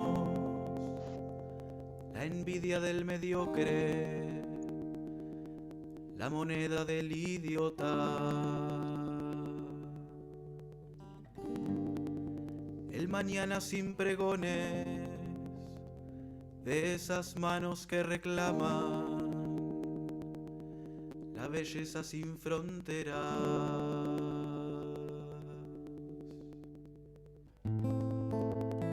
La palabra abarcadora, tu caricia auxiliadora,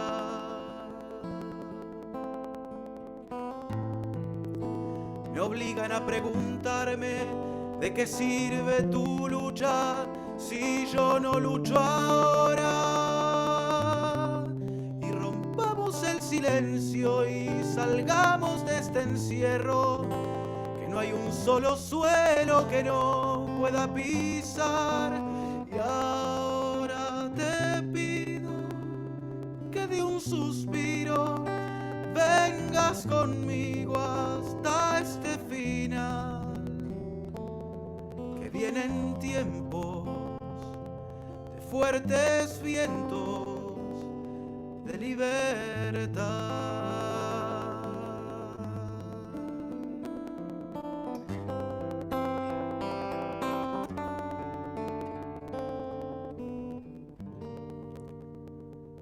Tanta gente postergada, tanta sangre derramada, cuántas vidas de rodillas.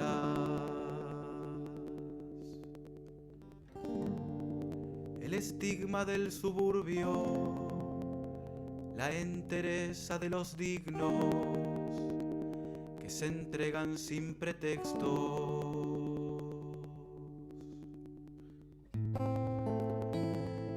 Vuelven los recuerdos y se niegan al olvido.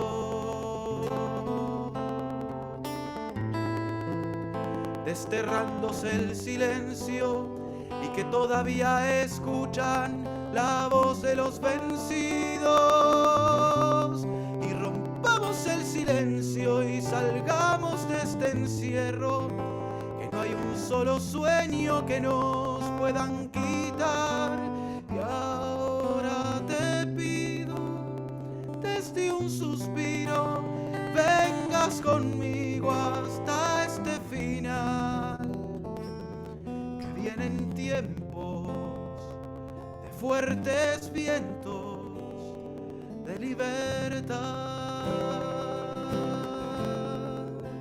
Y ahora te pido de un solo grito, que al infinito pueda alcanzar. No sientas miedo, es nuestro el cielo, nuestra verdad.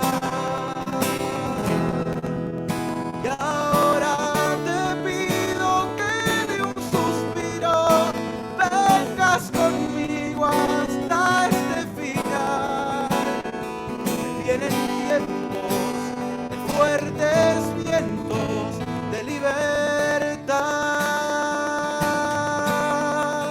Y ahora te pido de un solo grito, que al infinito pueda alcanzar, que vienen tiempos de fuertes vientos de libertad. No sientas miedo, es nuestro el cielo, nuestra verdad.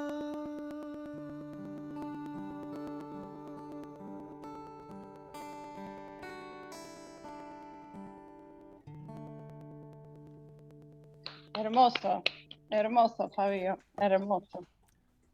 Muchas gracias. ¿Se escucha bien? Hermosa voz. Se escucha perfecto. Muchas gracias. Bueno, si me permiten, me despido con una última canción. Gracias a Maru, ahí te veo en pantalla, A por vos. el contacto. El compañero Mariano nos hizo ahí la mediación, así que también otro compañero. Saludos se a te va. Mariano, un gran compañero.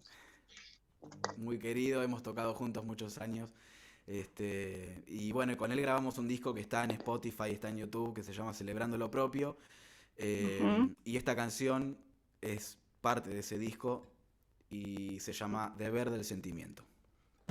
Espero que les guste y desde ya nuevamente muchas gracias por este ratito de su compañía.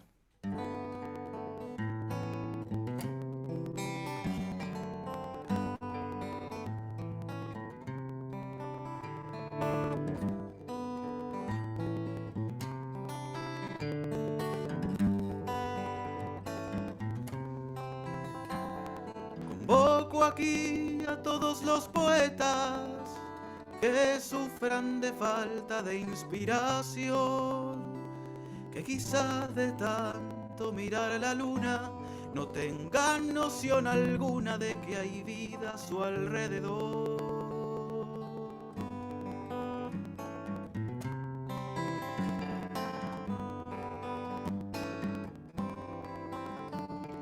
Convoco aquí a todos los pintores y espero que me sepan disculpar. Son muy bellas las estrellas de otros cielos, pero ahora es nuestro suelo el que no puede esperar. Porque es urgente hoy, la patria está sangrando y le reclama al escritor: no se disfrace, ya no es tiempo de permutas, la palabra está en disputa, pero no está en venta hoy, porque la tierra está en busca de un poema, de una pintura, un viento, una canción que enseñe a fundar lo irrealizable y nos recuerde que está prohibido olvidar, que no hay mordazas extranjeras que se aguanten, no hay tristeza que se banque toda esta felicidad. porque la patria nos reclama un poema que pinte su cielo de par en par y que el paisaje no se nos muera de olvido. El cantar tiene sentido si la tierra se lo da.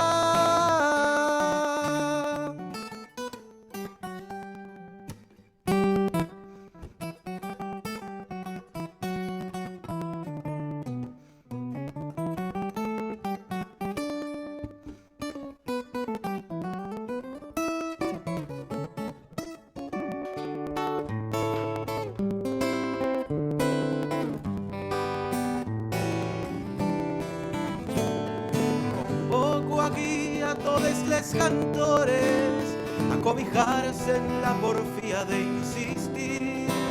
La alegría no es mirar para otro lado, es asumir el compromiso de decir.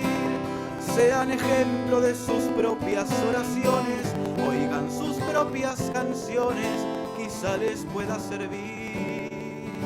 Y no se deje seducir por el aplauso, resista la tentación. Es importante que nunca pierda de vista que acá el pueblo es el artista y usted un simple emisor. No es necesario, por favor, no se disfrace de Pachamama para emocionar. Encuentre la belleza de lo simple y sepa que no se puede ganar esta batalla solamente con canciones, pero no hay revoluciones que se ganen sin cantar, porque la tierra está en busca de un poema. Nuestra batalla es la de conmover, porque la patria es un deber del sentimiento y contra marea y viento se la debe defender.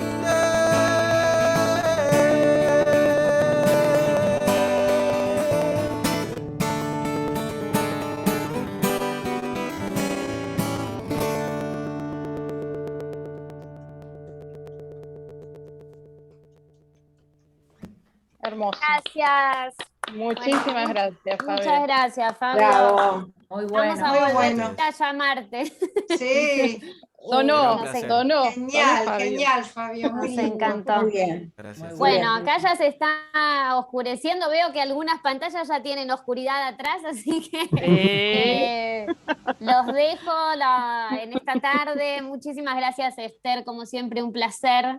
Para mí también. Ina, Ay, no sé Cristina. dónde está, se tuvo que ir. Y Cintia, Y Cintia.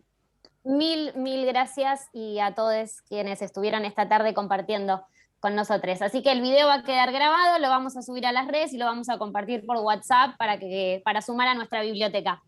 Muchas gracias. y Gracias felicitaciones a por la todos. iniciativa. Chao, chao. Chao. Besos. Chao.